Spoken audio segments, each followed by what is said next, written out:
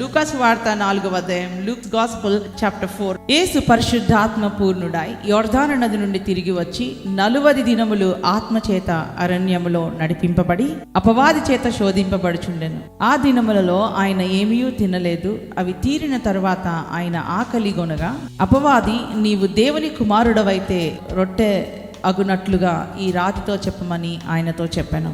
అందుకు యేసు, మనుషుడు రొట్టె వలన మాత్రమే జీవింపడు అని వ్రాయబడి ఉన్నదని వానికి ప్రత్యుత్తరం ఇచ్చెను. ఇక్కడ మనం చూసినట్లయితే యేసయ్య ఆయన బాప్టిజం తీసుకున్న తరువాత ఆయన అరణ్యములోనికి కొనిపోబడ్డాడు. అరణ్యము అనేది ఒక డ్రై ప్లేస్. అరణ్యము అనేది అది కంఫర్టబుల్ ప్లేస్ కాదు. మంచిగా ఎయిర్ కాన్ ఉండి బిర్యానీ ఉండే స్థలము కాదు. అది చాలా డ్రై సీజన్, డ్రై ప్లేస్. అక్కడికి పరిశోధించబడడానికి కొనిపోబడ్డాడు. ఆయన టెస్ట్ చేయబడడానికి కొనిపోబడ్డాడు. ఆయన పరిశుద్ధాత్మతో నింపబడి కొనిపోబడ్డాడు. సో పరిశుద్ధాత్మతో నింపబడిన తర్వాత కూడా ఇటువంటి పరిస్థితులను ఎదుర్కొంటానా సిస్టర్? ఒక్కొక్కసారి దేవుడు నిన్ను before trusting you he will test you. ఆయన filled with the holy spirit and he was led to the wilderness. ఆ తర్వాత మనం చూసినట్లయితే 14th verse చదువుతున్నానండి. And he came to Nazareth where he had been brought up and Jesus returned in the power of the spirit of to Galilee and a report about him went out through all the surrounding country. అప్పుడు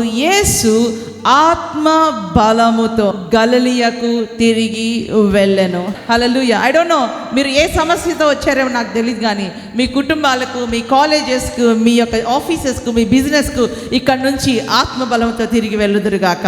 అది ఎటువంటి సమస్య అయినా, అది ఎటువంటి problem అయినా, మనకి ఈ రోజున కావాల్సింది ఆస్తులు, అంతస్తులు, మేడలు, మిద్దెలు కాదు, ఆత్మ బలము. We need spiritual strength. ఆత్మ బలము నీకుంటే నువ్వు ఎక్కడ ఏ తుఫాన్ అయినా ఎదుర్కోగలవు, ఏదైనా జయించగలవు. యేసు క్రీస్తుకు కలిగిన మనస్సు ఆయనకిచ్చాడు. అంటే ఓటమి ఎరుగని మనసు ఏంటో అది ఆయన మనకిచ్చాడు. The mind of Jesus Christ don't know defeat.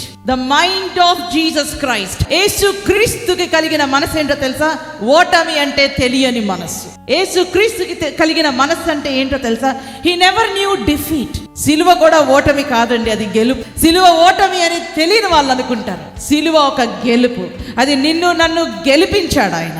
సిలువ మీద ఆయన గెలిపించాడు. అది ఒక గెలుపు. ఆయన ఈ లోకానికి మనల్ని గెలిపించడానికి వచ్చాడు, ఓడిపోవడానికి రాలేదు. సిలువ నీ జీవితంలో, నా జీవితంలో అది ఒక గెలుపు, అది ఓటమి కాదు. ఆయన మనకు ఎలాంటి మనసు ఇచ్చాడంటే, తుఫాన్ని చూసి సైలెంట్, షాలోమ్ అని చెప్పే మనసు ఇచ్చాడు. ఓడిపోయి ఈ రోజు కూర్చుండి గదిలో కూర్చొని ఏడుస్తున్న తల్లులారా, తండ్రులారా, దేవుడు మీతో మాట్లాడుతున్నాడు. ఎందుకు ఏడుస్తున్నావు? Come on, this is the time to get up.